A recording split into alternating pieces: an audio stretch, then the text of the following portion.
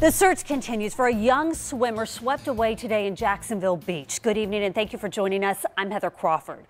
Jacksonville Beach Ocean Rescue says that the 14-year-old boy was swimming in the ocean not far from 1st Street and Beach Boulevard when he was swept away by a rip current. And dangerous water conditions have led to more than 30 water rescues in Duval and St. Johns County this weekend. First Coast News' Jason Rantala is live tonight at Jax Beach with the latest on the search to find this missing teenager. Jason?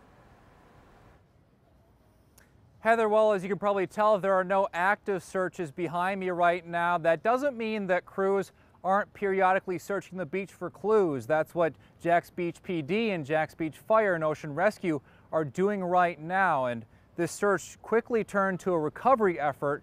Ocean Rescue says that was because they were stretched thin from all the calls they had to respond to today.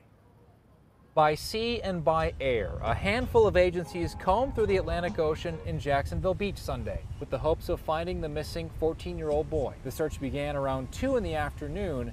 90 minutes later, it became a recovery effort.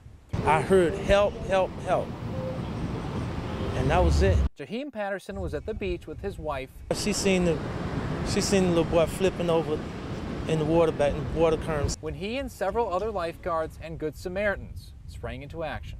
And by the time I got close to him, the current just took him under. The only thing I seen was his hand, and that was it. Patterson says the boy was at the beach playing with his uncles, chasing a ball into the water. Patterson says the boy's family is devastated. The father's really crying. He's just taking it real bad.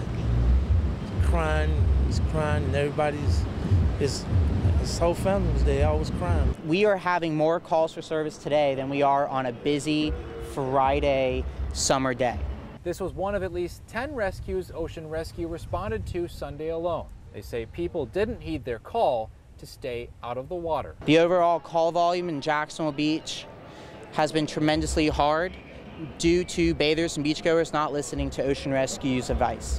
We thought it was a drill. We didn't know that it was an actual real situation until the police told everyone to get out of the water. Anna Hagan is at the beach with her kids and their friends.